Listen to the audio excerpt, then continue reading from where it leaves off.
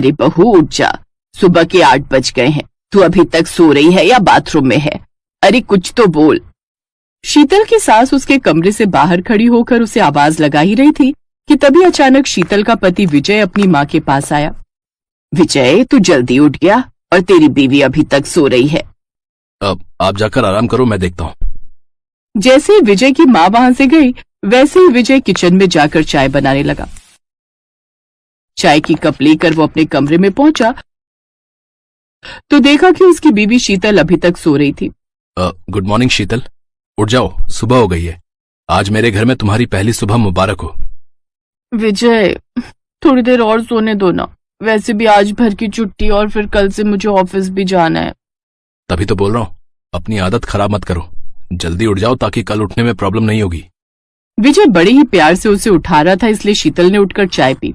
तब जाकर उसे थोड़ा होश आया। अब जल्दी से नहाकर तैयार हो जाओ, कुछ मोहल्ले वाले तुमसे मिलना चाहते हैं। इन मोहल्ले वालों को दूसरों की नई नई दुल्हनें देखने का बड़ा शौक रहता है। शीतल नहाने के लिए बाथरूम चली गई। उधर हॉल में शीतल की सास के साथ कुछ औरतें बैठी थी।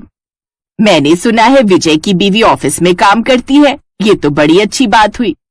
हाँ, वो तो सब ठीक है, विजय ने अपने लिए लड़की खुद पसंद की है, वरना मैं तो शादी के खिलाफ थी। अरे लेकिन ऐसा क्यों? हमारी बहू कुछ ज्यादा ही मॉडर्न है, अभी आएगी तो आप खुद देख लेना। वो लोग आपस में बात कर ही रहे थे कि तभी वहां पर विजय के साथ उसकी पत्नी बिल्कुल छोटे छोटे कपड़ों में आ गई। सभी लोग उसे घूरने लगे। बहू, अभी कल ही तेरी शादी हुई है, आज अपने ससुराल में तेरा पहला दिन है, कम से कम आज तो बेशर्मी ना दिखा। सासू माँ, इन कपड़ों में क्या प्रॉब्लम है? जिन कपड़ों में इंसान कंफर्टेबल रहता है वही कपड़े पहनना चाहिए। क्यों, आप लोगों को मेरी टांगे पसंद नहीं आई क्या? यार, तेरी बहू सच में बहुत बेशर्म है। इतना सुनते ही शीतल गुस्से ने कहा, अरे ओ मोटल्लो, तुम्हारी टांगे किसी को दिखाने लायक नहीं है तो उसमें मेरी गलती नहीं है। लोगों के घर जाकर बहुओं को जलील करने का आप लोगों ने ठेका ले रखा है क्या? मुझे बेशर्म कहने से पहले एक बार आईने में अपने आप को देख लो। शीतल, इस तरह से बात करते हैं लोगों से? ये लोग बेचारी तो तुझसे मिलने आई थी।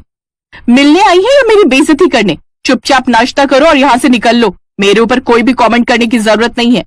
अब ये ज्यादा ही हो रहा है, अब हम लोग एक पल भी यहाँ नहीं रुकेंगे। चलो बहनों, चलो यहाँ से। सभी औरतें वहां से उठकर चली गई।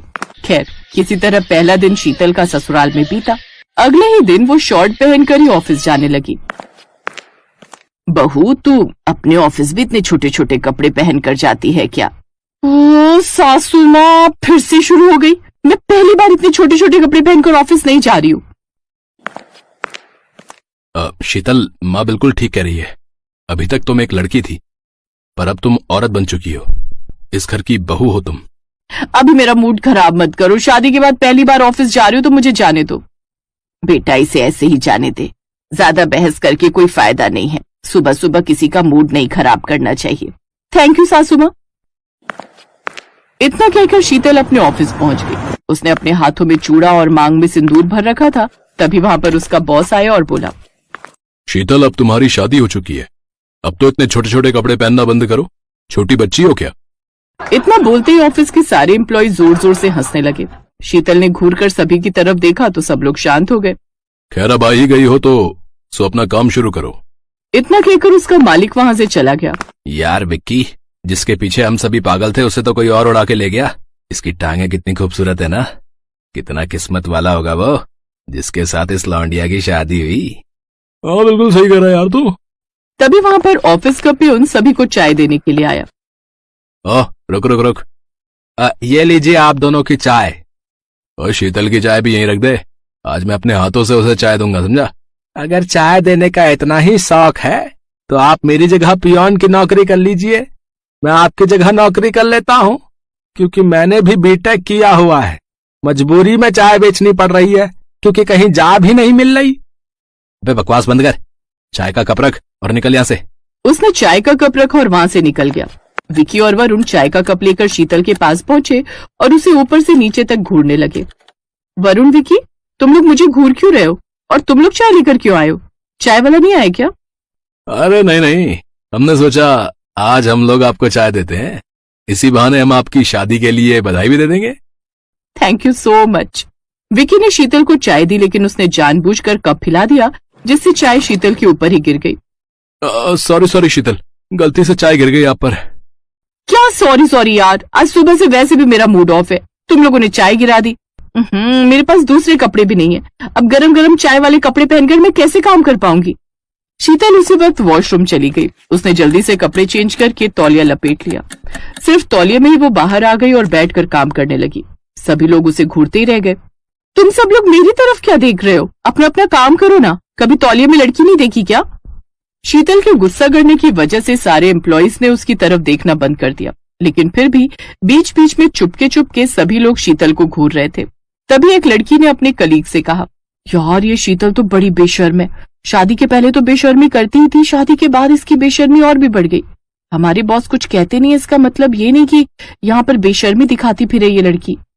अरे छोड़ना, अपने को क्या लेना देना, कौन सी है हमारी कंपनी है। छुट्टी के बाद शीतल तौलिए में ही बाहर आ गई। अब तो हद पार हो चुकी थी। शीतल ने ऑटो वाले को हाथ दिया। हाँ जी, कहाँ जाना मैडम? मुझे शांति विहार जाने, चलोगे? हाँ मैडम, क्यों नहीं चलेंगे, जरूर चलेंगे, जल्दी बैठिए। इस तौलिए की वजह से सारे लोग मुझे घूर घूर कर देख रहे हैं। ये ऑटो वाला भी मुझे ही घूरे जा रहा है। लगता है मैडम की नई नई शादी हुई है और उसके बाद पति से लड़ाई हो गई होगी, इसीलिए नहाने के बाद बिना कपड़े पहने ही घर से भाग रही है। लेकिन जो सुख इन मेम साहब का पति नहीं दे पाया, मैं ही दे देता हूँ। ऑटो वाला ऑटो लेकर किसी सुनसान इलाके में पहुंच गया। अभी तक वो ऑटो चलाता ही जा रहा था। ये तुम कौन से रास्ते से लेकर जा रहे हो मुझे? अरे मैम साहब, उस रास्ते में बहुत ट्रैफिक है, इधर सन्नाटा रहता है, इसलिए मैंने सोचा यहाँ से आराम से पहुँच जाएंगे। ठीक है, जल्दी चलो। करीब 1 घंटे बीत गए, लेकिन अभी तक वो ऑटो वाला शीतल को घर नहीं पहुँचा पाया। शीतल को अब उस ऑटो वाले पर थोड़ा शक होने लगा, इसलिए उसने कहा, भाई साहब ऑटो यहीं रोक दो, मेरे पति का मैसेज आया, वो यहीं पर आ रहे हैं। मैम साहब, अब आप हमारे इलाके में हैं, हाथ आया शिकार, हम भला कैसे जाने दे सकते हैं अपने हाथों से। तभी उस ऑटो वाले ने अचानक ब्रेक मारी और ऑटो रुक गया।